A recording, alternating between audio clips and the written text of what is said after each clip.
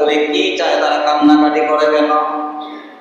1000 বছর কান্নাকাটি করার পরে আল্লাহ তাআলা বলবেন যে হে নাফরমান বান্দা তোরা কি চাস? তোদের বাংলা তোদের তো জাহান্নাম আমি দিয়েছি। জাহান্নামী ওয়ালাই আল্লাহকে বলবে আল্লাহ পানির পিপাসায় কলিজা শুকাইয়া গেছে, আমাদেরকে একটু পানির ব্যবস্থা করে দেন। আল্লাহ তাআলা তার জবাবে বলবেন লা ইয়াতুকুনা ফিহা বারদান ওয়ালা শারাবা, সেখানে স্বাদ গ্রহণ করার জন্য কোন ঠান্ডা পানি বা কোন শীতল পানির ব্যবস্থা হবে না, কোন পানি আরামদায়ক কোন পানির ব্যবস্থা নেই। ইল্লা হামিমান ওয়া গাসসাকা, পর্যাপ্ত গরম পানি, এমন দুর্গন্ধ ওলা গরম পানি তাদেরকে দাও। কেমন গরম পানি হবে? আল্লাহর নবী বিশ্ব নবী জনাবে মুহাম্মদুর রাসূলুল্লাহ সাল্লাল্লাহু আলাইহি ওয়াসাল্লাম বলেন এই পর্যাপ্ত গরম পানি, এমন পানি তাদেরকে দেওয়া হবে, পানির গিলাসটা যখন তারা মুখের কাছে নিয়ে আসবে পান করার জন্য, পানির পিপাসায় তাদের কলিজা শুকাইয়া যাবে। পানিটা পান করার জন্য যখন তারা গিলাসটা মুখে নিবে, মুখের কাছে নিবে, এমন সময় সম্মুখের মাথার চামড়া, মাথার চুলগুলি ঘোরা হয়ে ওই গিলাসের মধ্যে পড়ে যাবে, সব পুরো গ্লাসের মধ্যে পড়ে যাবে। আর তাদের এমন পানির পিপাসা লাগবে, নিরুপায় হয়ে সেই পর্যাপ্ত পানিগুলি যখন পান করবে, তারা যখন খেয়ে ফেলবে, ভিতরের সব নারী গুলিগুলি সব পিছনের দরজা দিয়ে বের হয়ে যাবে। এত গরমের তাপে সব বের হয়ে পড়ে যাবে। আল্লাহ রাব্বুল আলামিন বলেন জাযাউ বিফাকা, এটাই হলো তাদের পাওনা, এটাই হলো তাদের পাওনা। কারণ দুনিয়াতে তারা আমার নাফরমানি করেছিল, আমার অনুগত করে নাই, রাসূলের আদর্শ তারা আদর্শ অনুযায়ী জীবন যাপন করে নাই, এই জন্য তাদেরকে এইরকম শাস্তির ব্যবস্থা আল্লাহ তাআলা করেছেন। ইন্নাহুম কানু লা ইয়ারজুনা হিসাবা, তাদের ধারণা ছিল আল্লাহ তাআলার কাছে তারা যাবে না, তাদের ধারণা ছিল তাদের কোনো হিসাব কিতাব দেওয়া লাগবে না। এদের ধারণা ছিল যে এরা কোনো হিসাব নিকাশ আল্লাহর কাছে দেওয়া লাগবে না, যার কারণে তারা দুনিয়াতে নাফরমানি জিন্দেগি, দুনিয়াতে তারা এমন ভাবে জিন্দেগি মানে কি করছে, নিজের মুচ্ছানি জিন্দেগি করছে। কিন্তু আল্লাহ রাব্বুল আলামিনের কাছে যখন ধরা পড়ে যাবে মানুষ, আল্লাহ তাআলা কুরআনুল কারীমের মধ্যে বলেন সুন্না তুসালুন্না ইয়াউমা ইদিন আনিন নাঈম, প্রত্যেকটি নিয়ামত সম্পর্কে আমাদেরকে জিজ্ঞাসাবাদ করা হবে। আল্লাহ রাব্বুল আলামিন আসমান বানিয়েছেন, জমিন বানিয়েছেন, এই পৃথিবীর জমিনে যা কিছু বানিয়েছেন, যত নিয়ামত আমরা ভোগ করতেছি, প্রত্যেকটা নিয়ামতের হিসাব মহান আল্লাহ রাব্বুল আলামিনের কাছে দিতে হবে।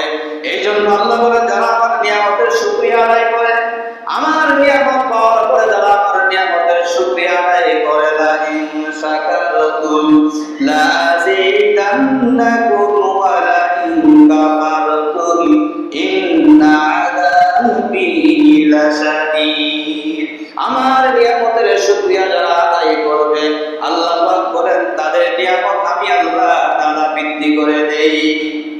আর আমার নিয়ামতের অকৃতজ্ঞতা যারা প্রকাশ করে, আমার নিয়ামতের শুকরিয়া যারা আদায় করে না, আল্লাহ বলেন আমি তাদের কাছ থেকে নিয়ামত ছিনিয়ে নেই।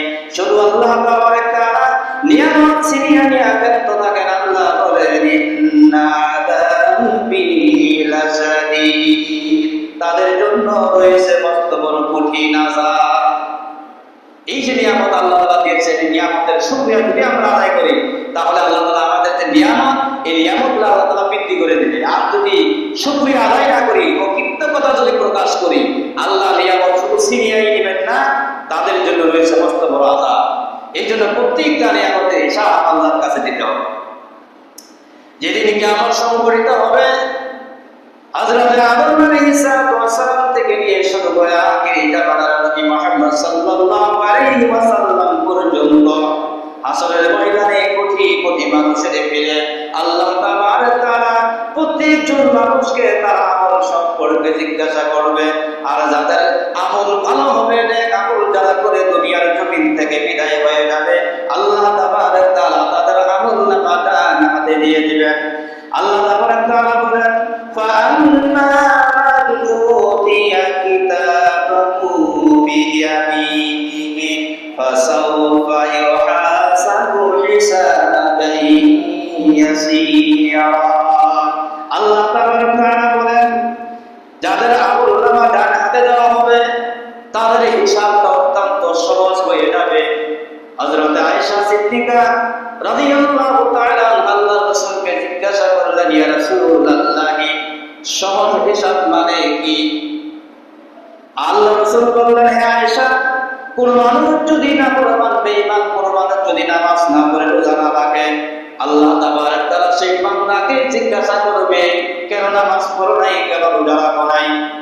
যদি আল্লাহ তাআলা বলে কেন পড়ো নাই, কেন রোজা রাখো নাই, কেন আমল করো নাই, তাহলে আয়েশা জেনে রাখো কিয়ামতের দিন এর জবাব পৃথিবীর কোন মানুষ আপনার কাছে দিতে পারবে না।